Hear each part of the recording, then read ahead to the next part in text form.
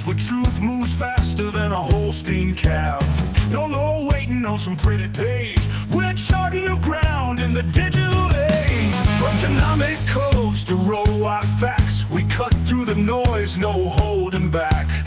Not your daddy's dairy news tonight. We're sparking debates with every insight. The ring's not where the real fight's at. It's in the data, in the channel chat. From pasture to processor to your morning cup, we're raising the stakes. Try and get ahead of herd. Yeah! Where the future's more than just a word. Ahead of herd. Come on! The Bullvine's calling, let your voice be heard. Welcome back to the Bullvine Podcast, where we cut through dairy industry noise to get you the insights that actually matter for your operation. And today, oh boy, we're diving deep into a feature piece that's been generating some serious buzz. It's all about beef on dairy, or BXD programs. This one's got layers and some surprising financial analysis that's really going to make farmers rethink how they've been approaching crossbreeding for premium market access. That's right. And the context here is just, it's crucial right now. We are seeing market reports confirm what we all feel in the barns and, frankly, in the sale ring. Those price spreads between straight Holsteins and, quality beef dairy crosses, they've widened considerably, especially across the Midwest. Oh, yeah. Everyone is chasing that premium. Absolutely. And the demand from packers for consistent, high-quality BXD product, it's higher than it's been in years. Exactly. So the potential money is clearly there. But look, this is where the source material we looked at gets kind of provocative. The critical question it raises is this: why are so many operations failing to capture the full profit potential, even with these attractive market premiums? And the answer, well, it fundamentally challenges that basic ingrained assumption in dairy farming that, lowest input cost automatically guarantees the highest net profit. It's just not that simple. That's the core of the dilemma, isn't it? We're going to unpack what we're calling the beef on dairy profit paradox. It's this counterintuitive idea that operations spending the most per calf are often actually generating the highest net returns. Not just the highest gross, the highest net. We'll show you the specific data points that back this finding up. We'll look at why that low-cost philosophy is, actively sabotaging performance, and critically, how you can avoid those pitfalls. So, if you are participating in BXD or even just thinking about starting, you really need to hear the specific details on consistency, genetics, and timing we're about to cover. Yeah, stick around for this one. It's important stuff. Okay, let's unpack this paradox. Let's really identify the central failure point here. A lot of operations, they jumped into BXD with a fundamentally low-cost philosophy, almost treating it like a side hustle. Right. They treated the resulting beef crosses like, slightly different Holstein calves. Yeah, maybe a bit beefier, but handled the same. Exactly.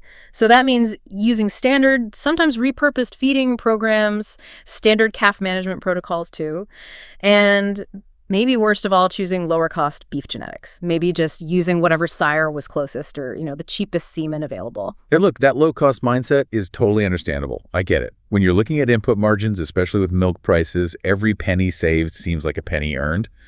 But the source material we dug into notes that this approach is based on a misunderstanding of what actually drives the premium. It kind of assumes the premium is automatic just because the calf has some beef blood in it, like magic. It is definitely not automatic. And the data here is, it's pretty brutal, these low-cost operations. They capture only a tiny fraction of the quality premiums that are out there. The cattle just don't grade out. They're not hitting that high choice or prime range necessary for the big payoff. Nope.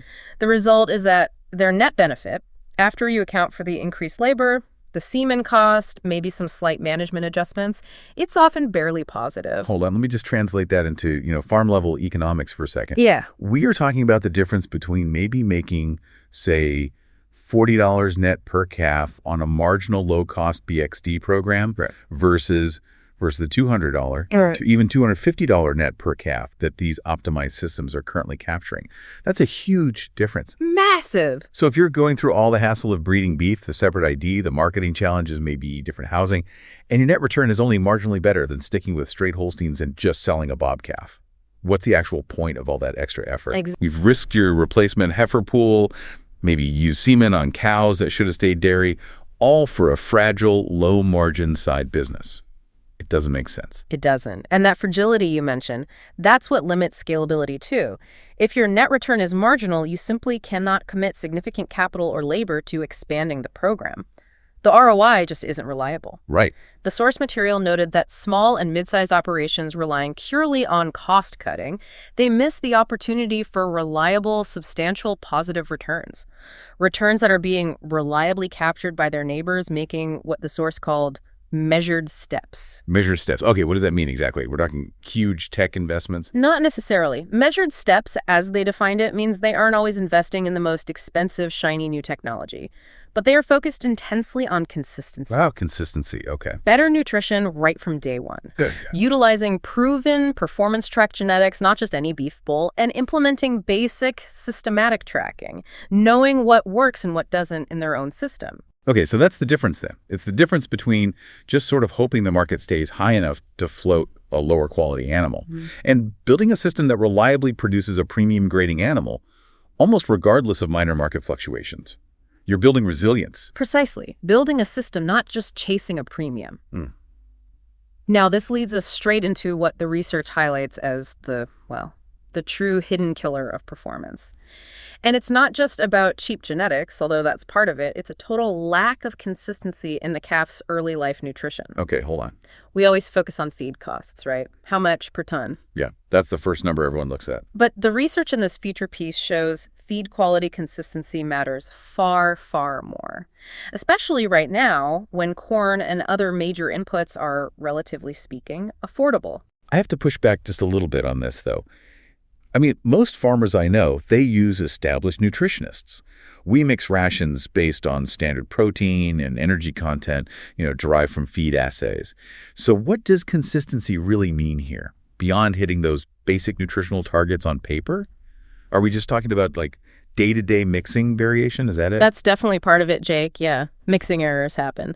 But the deeper dive here shows the inconsistency often starts way earlier, at the ingredient level itself. Look at the specific example they really hammered on.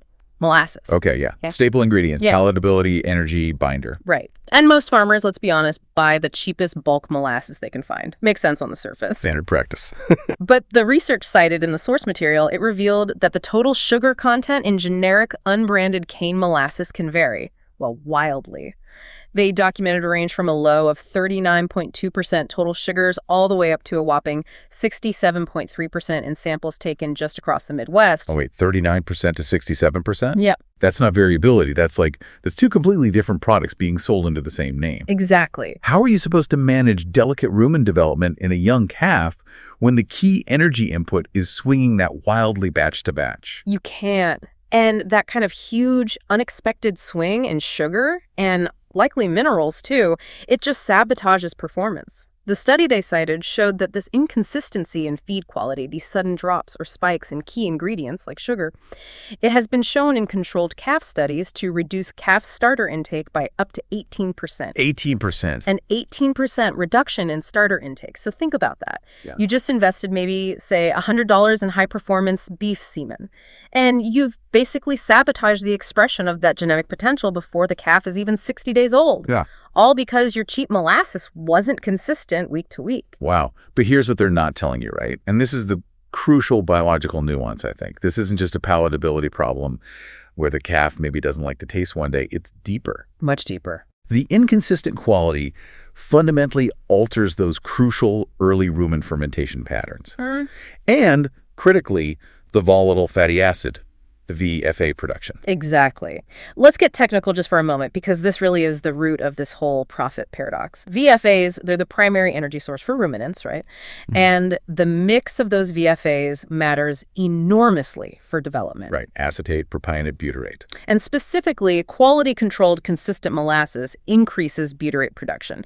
Now, why is butyrate so critical in those first 2 months of life? Butyrate. Yeah, because butyrate is the key signal molecule, the main driver for the development of the rumen papillae. Bingo. Think of papillae like, little fingers or like the shag carpet lining the rumen wall. Good analogy. A calf needs those papillae to grow long, thick, and fully functional so they can absorb nutrients efficiently later on, especially when they transition fully to solid feed.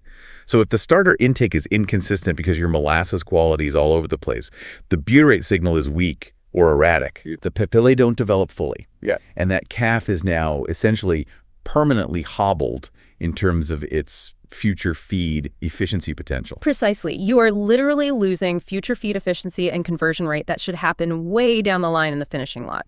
The high-end beef genetics you paid good money for, they simply cannot express their superior gain potential if the basic rumen infrastructure, the absorption surface area, is underdeveloped from the start. Which means That calf is going to cost more to finish, take longer, and is less likely to grade high choice or prime, double whammy. And this, I suppose, is where the quality feed companies, like callback feeds that was mentioned in the source material, this is where they earn their money. Absolutely. They maintain strict specifications. We're talking guaranteed minimum total sugars, controlled mineral levels, maybe ash content, and highly consistent Brix readings batch after batch. Right.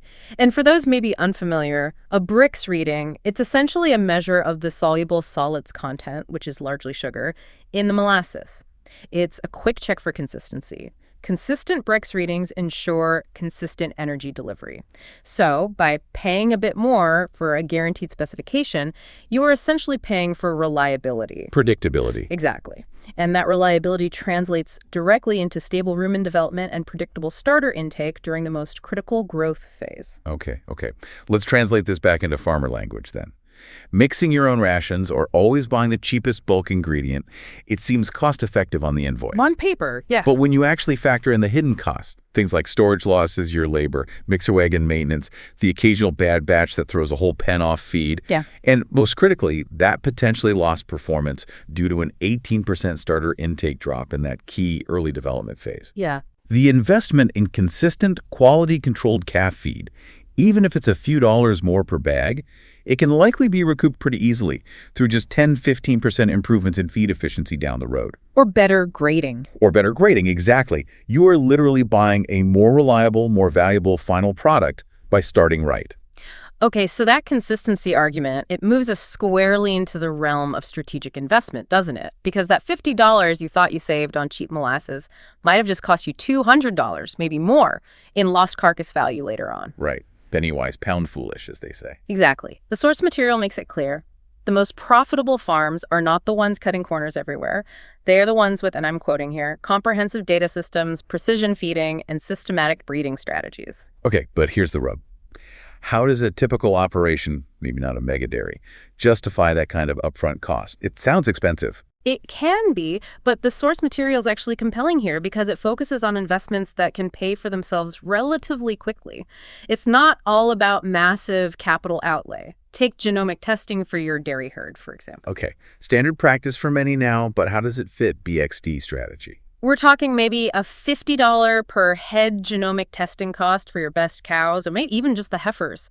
That investment, the data shows, typically pays for itself within the first calf crop generated after testing. Within the first calf crop, how? Because it's foundational work. It gives you certainty, takes out the guesswork. You identify with high reliability your top-performing cows or heifers, the ones with superior genetics for health, fertility, production traits. Those get bred to elite dairy sires for your next generation of replacements. Okay, makes sense. Maximize genetic gain where it counts for the dairy. Exactly. But just as crucially, you reliably identify the lower-end cows or heifers. Those with mediocre genetics, maybe some minor recurring health issues, the ones you don't want replacements from. Those animals should be instantly and confidently bred to high-quality, high carcass value beef semen. Ah, okay. So it eliminates guessing. It minimizes wasted, expensive beef semen on cows that really should have produced a replacement heifer. Right. And it optimizes your future heifer inventory, potentially letting you keep fewer, better replacements. Precisely. You spend $50 on a test to make a far better, maybe $250 or $300 breeding decision with much higher confidence. It's not just about one decision either, is it? It's a commitment to building a more reliable system overall. That's the key. Strategic investment like this allows operations to see real grade improvements, meaning significantly more choice, and prime carcasses coming out of the feedlot. Improvements of maybe 20–30% over a 3-year period, according to the analysis. Wow, 20–30% increase in quality grades. That's significant money. Huge. And that kind of improvement positions them for guaranteed success, even when the current really high scarcity premiums inevitably soften a bit. because they've built a reputation, a track record for consistent quality that packers will continue to pay a premium for long term. They become preferred suppliers. Right. And here's a really critical point from the research that's often missed, I think. The nutrition upgrade focusing on that consistency we talked about really must apply to all calves on the dairy, not just the beef crosses. Ah, okay. Not running two separate programs? No. The source material really emphasizes that upgrading the entire calf program creates the stable, high-performance environment necessary for those expensive beef genetics to actually express themselves optimally. Right, you need a consistently high plane of nutrition for everything. You don't want to try and manage two separate tiered calf programs. You manage one excellent calf program, period. That makes sense. And farmers should absolutely check out resources from their state extension services, too. Things like the Beef Quality Assurance Program, BQA. Good point. A lot of those resources are free and can really help standardize protocols and audit processes to ensure that consistency. Okay, this logically moves us from the investment decision itself to the strategic timeline. And this is where the math gets really unforgiving in cattle production, isn't it? Because of that biological lag involved. Yeah, you can't speed up gestation or growth rates much. Biology sets the pace. Exactly. Success in the BXD space, real success, it's built over a deliberate 24 to 36-month timeline. It does not happen overnight. And you have to be strategic about the phases within that timeline, Right. right? You can't just jump in and expect top results immediately. Precisely. The source material laid out a kind of roadmap. Phase 1 is foundation building. That's roughly the first 6 months. Okay, what's in that phase? That's doing the genomic testing we just talked about, selecting those proven beef sires with high carcass value EPDs, not just calving ease, and critically, auditing and upgrading that calf nutrition consistency, getting the molasses right, getting the starter right. Got it. Laying the groundwork. Then comes phase 2, scaling what works. That's maybe the next 12 months. Here, you gradually increase the percentage of the herd bred to beef, but based on reliable data and confidence gained from phase 1, you know your system can handle it. Makes sense. Don't go all in until you've proven the basics. And finally, phase 3 is optimization. That could be another 12 months or ongoing. This is where you're refining your protocols based on actual feedlot performance data and packer feedback from those first groups of calves, fine-tuning the system. Wait, can we just pause on that biological lag again for a second? Because this is so critical. Yeah, please do. This is what makes inaction today so incredibly expensive down the road. If you're sitting there listening, maybe on the fence today, debating whether to spend that $50 on genomic testing or upgrade to that quality-controlled starter feed, remember this. The breeding decisions you make today, right now, they create the calves that will actually hit the market, ready for harvest, in late 2027. Scary thought, isn't it? It is. So if you delay implementing these quality controls or wait to select better genetics, you are actively guaranteeing that you will miss the window for maximum premium potential 2 years from now. The train might have already left the station. It's a powerful point. The market opportunity is definitely dynamic. Now, okay, the very earliest adoption advantages, those first mover processor relationships established maybe 5-6 years ago, yeah, those are probably done. Right, the low-hanging fruit. But the opportunity is still immense. Regional processors are still actively, right now, seeking consistent suppliers who can meet quality specifications reliably week after week. They crave predictability. They absolutely crave predictable product, which means you have to build a predictable system now to supply it. And building that system, it requires acknowledging that, regional challenges really dictate different management strategies too. The BXD opportunity plays out very differently depending on where your farm is located. Yeah, let's definitely touch on those regional differences. Let's start in the heart of dairy, the Midwest, Wisconsin, Minnesota. Processor density there is generally a huge advantage, right? You often have multiple marketing options, which gives you some leverage. True. But the big challenge there is the weather, specifically the extreme cold in winter. Crossbred calves, especially depending on the beef breed used, might require different management in the cold than straight Holsteins, which tend to tolerate a wider temperature range. How so? What kind of adjustments? Well, you really have to budget for winter housing adjustments. We're potentially talking about needing extra bedding for greater nesting scores in calf hutches or barns. Critical draft protection becomes even more important. Holsteins often run a bit hotter metabolically than some beef crosses. For crossbreds, you might need to adjust your calf jacket protocols, maybe keeping them on longer or using heavier grades depending on the breed, and perhaps even investing in some building modifications like better windbreaks or improved air exchange controls in those early calf facilities. It's all about mitigating respiratory risk associated with cold stress and drafts. So not huge costs necessarily, but they are necessary strategic investments to protect the expensive genetics you just paid for. You don't want to lose them to pneumonia. Exactly. Penny wise, pound foolish you get if you skip there. Okay, let's move out east. Pennsylvania, New York, different picture there, right?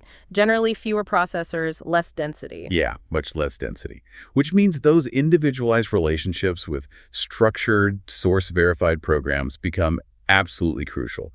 Things like National Beef's Angus Link program or Tyson's Progressive Beef.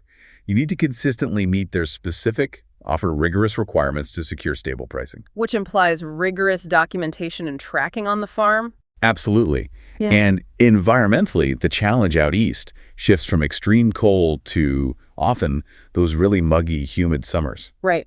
Bad for respiratory health. Can be brutal. That high humidity significantly increases respiratory challenges in all calves, but maybe especially in certain crosses. Some of the Black Angus crosses, for example, can be less heat tolerant than Holsteins. So what's the management adaptation there? Producers really need to factor in enhanced summer health protocols, maybe more aggressive fly control, which carries disease, certainly excellent ventilation to manage heat and humidity stress, especially during that critical first 60 days. So again, it's an investment in labor, maybe preventative medicine, maybe facility upgrades for airflow? Correct. Different climate, different necessary investments. Okay, then let's look west. California, Idaho, big dairy states. Big advantage there is often the year-round feeding conditions. Generally more moderate climate, which is a major plus for consistent growth and getting cattle to market weight efficiently. Less environmental stress. Right. The challenge out west, though, is often scale. Some of the major processors there require just serious volume to even get in the door with a supply agreement. Which can sometimes lock out smaller, more specialized dairy operations from direct packer access. It can. However, the flip side is the advantage of proximity to major Western feedlots. Huge, efficient feedlots. That offers different marketing options beyond just selling direct to the packing plant. You can potentially sell uniform truckloads of high-quality feeder calves directly into these large-scale finishing operations. So a different economic model, potentially, but still heavily reliant on producing consistent, high-quality calves that those feedlots want. Quality always matters. And the common management caveat, really across all regions that came through in the source material, is this. Crossbred calves, regardless of breed, may respond differently to your standard Holstein health and nutrition protocols, especially during that critical first 60 days. Which translates directly to potentially increased labor, more vigilance, and maybe different treatment strategies needed. It's not just business as usual. Nope. Definitely requires adaptation. Okay, that brings us back maybe to the biggest challenge a producer faces, especially a mid-sized one. Let's say a 200-cow operator listening right now. Is it really realistic for them to invest in these comprehensive data systems that the source material claims are required for top-tier success? Isn't that advice just for the 5,000-cow mega dairies? That's a really great question, because if the answer is yes, only for mega dairies, then this whole high-premium BXD thing becomes inaccessible to the vast majority of producers. Yeah. But the source material actually emphasizes that comprehensive data system doesn't necessarily mean you have to go out and build some expensive proprietary internal database from scratch. It means using the tools that are available strategically, leveraging what's out there. Okay, so what are those strategic tools for, say, that smaller operator, under 200 cows? For a smaller operator, the key phrase from the analysis was partnering for expertise. Focus on excellence in the basics, consistency over complexity, and leverage external resources effectively. Like what? That means maybe utilizing cooperative nutritionists who manage feed consistency protocols for multiple farms, using readily available third-party tracking apps on a phone or tablet instead of building custom software, and really relying on reputable semen companies that provide detailed, reliable carcass data EPDs on their sires rather than just picking the lowest cost bull off the list. So using external expertise and data to guarantee consistency and informed decisions. Exactly. They don't have to invent it all themselves. Okay, what about mid-sized operations, say 200 to 500 cows? For them, that staged approach we talked about earlier is probably crucial. They can often leverage existing dairy cooperatives for marketing power and maybe even data aggregation. And they can look at farm management software that integrates their existing parlor and breeding records, but allows them to specifically track BXD performance metrics, conception rates by sire, maybe early health events, weaning weights. Focusing on gradual system improvements, adding capabilities as they go, rather than a massive disruptive overhaul all at once. Right. Bite-sized chunks. And then for the large operations, over 500 cows. Yeah, for them, the source material was pretty clear. To get those top-tier net returns consistently, you probably must build or invest in truly comprehensive systems, whether that's sophisticated in-house tracking or adopting enterprise-level software platforms. Why the difference at scale? Because partial implementation, like only focusing on genetics but ignoring nutrition consistency, or vice versa, rarely works well when you're dealing with large numbers. The inefficiencies get magnified. To realize those $200, $250 net returns per calf reliably, they need commitment and system integration across the board, from breeding decisions through calf rearing, grower phase, finishing data feedback, all the way through marketing agreements. So the operations that are maybe struggling to capture the full premium, they aren't necessarily doing anything fundamentally wrong. No, not necessarily. They might just be optimizing for different constraints, maybe low capital availability or labor shortages, which unfortunately limits their access to these emerging, highest value, quality-driven premiums right now. Okay, let's shift gears slightly and talk about the future. Because this current high premium environment, well, it likely won't last forever at these levels. We can't just react to today's prices. No, you got to look ahead. Market cycle, always have, always will. The premiums are great right now, yeah. And they will likely hold reasonably strong for a while yet, based on current beef herd numbers, but markets will moderate eventually. Absolutely. As more and more producers adopt BXD successfully, that scarcity premium, the part driven just by lack of supply, it naturally starts to soften. And the beef cow herd, while rebuilding slowly, will rebuild eventually. Plus, there's new packing capacity development in the works. Right. Those new plants, while they take years, not months, to come online, they should eventually alleviate some of the bottlenecks we've seen in the last few years. Which likely compresses packer margins and eventually premiums paid back to the farm. It's the logical outcome. Yeah. So the long-term strategy here, for anyone really serious about making BXD a core part of their dairy business, is to focus relentlessly on quality differentiation, operational efficiency, and maybe leveraging technological advantages where you can. Those are the things that maintain margins after the easy scarcity premiums fade away. Exactly. Investing now in feed quality consistency, in systematic management, improving your quality through data that creates durable value that transcends simple market cycles. You're not just chasing a temporary trend. You're building a long-term, specialized, value-added business line within your dairy. Well put. And alongside that strategic focus, we have to be, brutally honest about the risks associated with this kind of expansion or specialization too. Good point. What are the key risks? Well, we talked about the potential for increased labor, especially during that critical first 60 days for crossbred calves. Yeah. That's a real quantifiable cost you have to budget for. If you're borrowing capital to expand facilities, maybe buy new equipment for precision feeding or data tracking, you need to keep that debt level conservative. Financial advisors always recommend maintaining a reasonable debt-to-asset ratio, especially in a sector as historically volatile as dairy. Don't overextend based on today's peak premiums. Sound advice. What else? And the final, really critical risk, processor relationships change. They just do. Yeah, that's a constant worry. Plant modifications happen, ownership transitions occur, program requirements get tweaked, sometimes with very little warning. So you need options. Always have alternatives. Always have a plan B, maybe even a plan C for marketing your cattle, even if those alternatives aren't currently your first choice processor or program. Flexibility in marketing is just survival in this sector. Okay, so maybe think of it like a quick risk checklist before diving deeper or expanding. Yeah, exactly. Have I realistically budgeted for the increased labor? Have I actually checked and verified the consistency of my calf starter feed ingredients recently? Do I have at least 2 viable marketing channels for these calves? And if you can confidently answer yes to those, you're much better prepared for the inevitable market moderation ahead. Right. But if you're just relying on cheap inputs, guesswork on genetics, and banking everything on one processor relationship staying exactly the same forever, well, you're building on a fragile foundation. All right, let's wrap this up then. Let's distill it down. Our farmer, maybe they just finished morning milking. Perhaps they are driving to the feed store right now, feeling the weight of that biological lag we talked about, maybe questioning the real cost of inconsistency in their current program. What are the 3 absolute must-know things from this deep dive that they can actually act on? Okay, insight number 1, for immediate action, like this week or this month.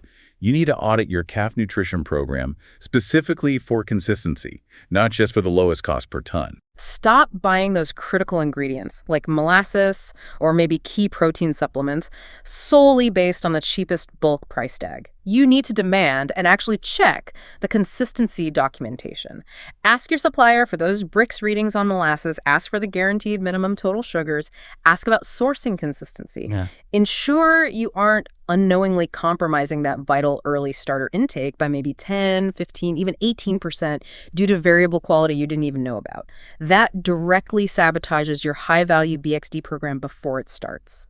So pay for the quality-controlled feed, that extra $5 difference per bag or whatever it is. View it as an investment in predictable performance, not just an added cost. Absolutely. Okay, insight number 2. Insight number 2, this is a medium-term strategy. Think next 3 to 6 months. Build a strategic, data-driven foundation for your BXD program now. This means actually starting that 24 to 36-month roadmap today. Don't wait. Invest that $50 or so per head in genomic testing for your best cows and heifers to make truly informed replacement versus beef decisions. And simultaneously select proven beef sires with documented, reliable, high carcass value EPDs, not just calving ease. Look at marbling, ribeye area potential. And the source material was just unequivocal on this. This upfront investment in data and genetics pays off quickly through much better, more profitable breeding decisions down the line. This is really the difference between just sort of hoping for a high-value calf and purposefully, systematically creating one. All said. Okay, and the 3rd insight. And finally, insight number 3. This is the long-term positioning, looking out over the next 1 to 2 years. Position your operation for durable quality differentiation and efficiency, not just riding the wave of current scarcity premiums. Understand that today's really strong premiums will moderate as BXD adoption increases and the national beef herd eventually rebuilds. That's just market economics. So build those systematic management processes now. Start tracking BXD-specific data points. Look into implementing precision feeding where feasible. Document your health protocols rigorously. Do that so your future margins depend more on your own operational efficiency and your proven ability to deliver consistent quality and less on just hoping for tight market supplies forever. And remember that biological lag. The breeding, feeding, and management decisions you make this week are literally creating your farm's market reality in late 2027. You just can't afford to wait if you want to capture that value consistently. Well, this has been another deep dive from the Bullvine Podcast. Look, if this kind of impartial analysis and, frankly, financial reality check helps your operation succeed in navigating these big structural changes in the BXD market, then head over to www.thebullvine.com. We've got more articles there that really try to tell you what's actually happening in the dairy industry beyond the headlines. And seriously, subscribe wherever you get your content, Spotify, Apple Podcasts, wherever. We're actually releasing these deep dives twice weekly now because there's so much changing. Sure. And trust me, you really don't want to miss what we've got coming up next week. We're going to be focusing specifically on those new packing capacity developments, the proposed plants actually coming online, and digging into what they could mean for regional pricing differences, especially as some of those older established processor relationships inevitably start to shift. It's going to be interesting. Definitely.